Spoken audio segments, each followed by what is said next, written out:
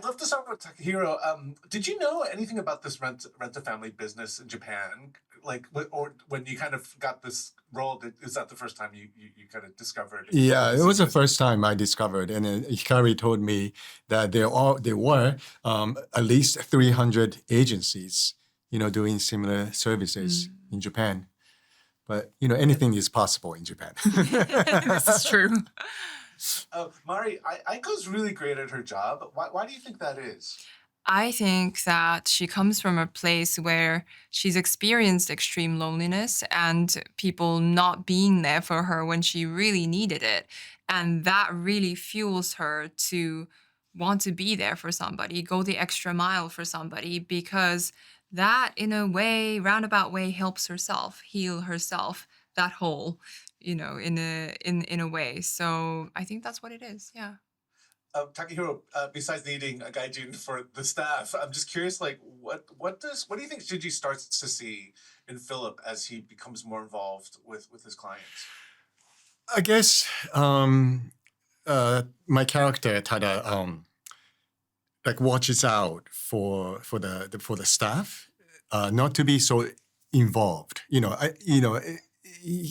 He knows that sort of pitfall.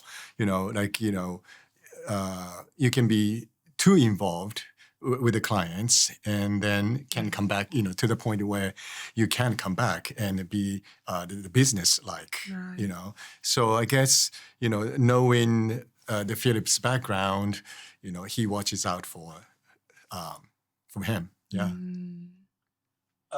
Mari, we realize that the job starts to take its toll on her performance. Yeah. Why do you think that is? Is it a mixture of watching her colleague kind of get more involved? Over a period of time, like her real personality starts to show in the work that Right. she's doing. Right. But I think that, she is the one that cares the most about the client in the business. She's the heart of the business, if you will.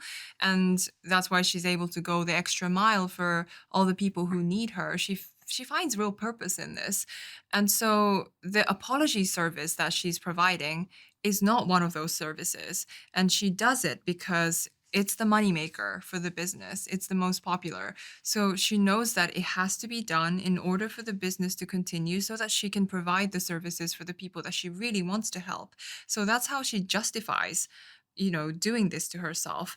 And you can see that in the apology scenes, she tries to become somebody else with a wig, the way she dresses, makeup, everything. She becomes somebody else to tell herself, it's not you, it's okay. But then there is absolutely a cost of doing business that way.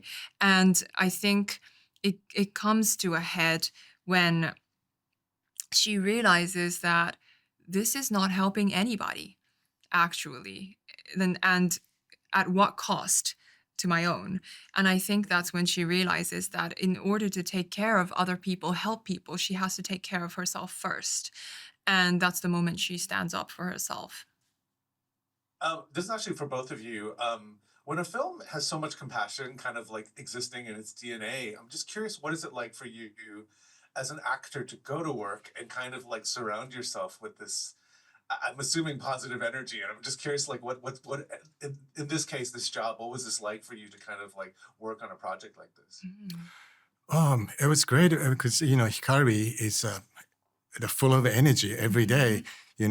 From the 8 o'clock in the morning, like full energy, 100%, and Yeah. ready to do the Yeah. work. And she's willing to experiment, this and that, and so many different options. Mhm. And then as an actor, it's a challenge, but we were pushed to that challenge in a very safe, giving environment.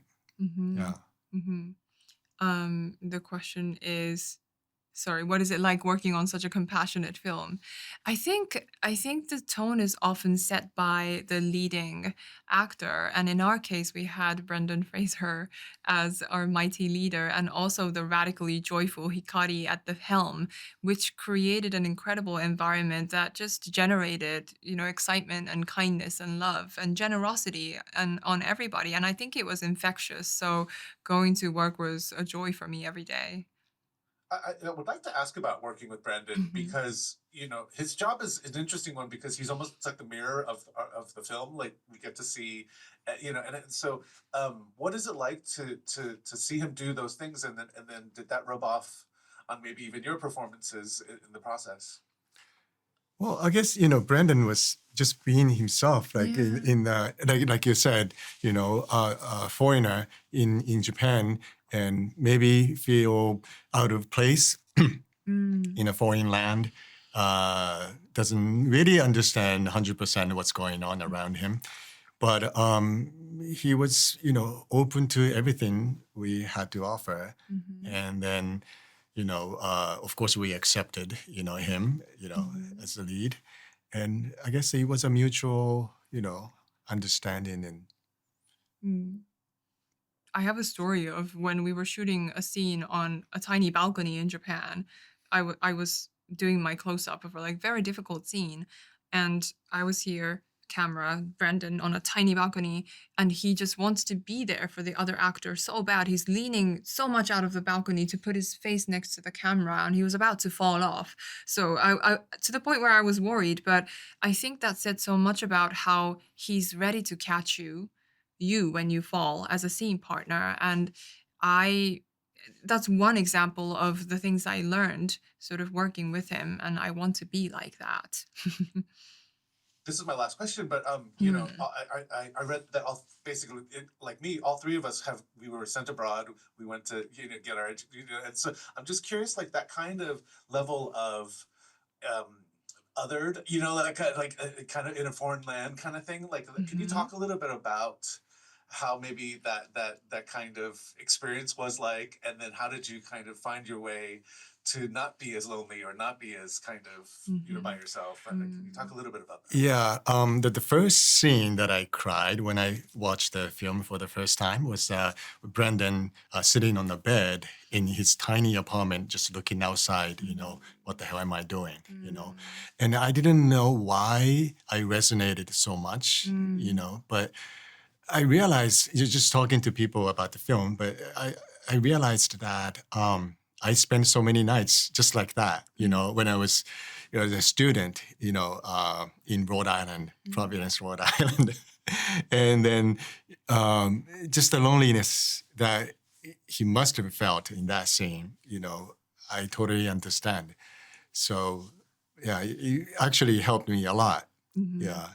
Yeah, I think I've moved countries several times, and every time there's intense loneliness that comes with. So I could deeply relate to those feelings. But also, every time I've moved, I've somehow found people I care about who care about me in a way that can only be described as family, truly. So I believe in this. I have such belief in like the power to find our family anywhere in the world. So I really, yeah, I wanted to be part of telling this story.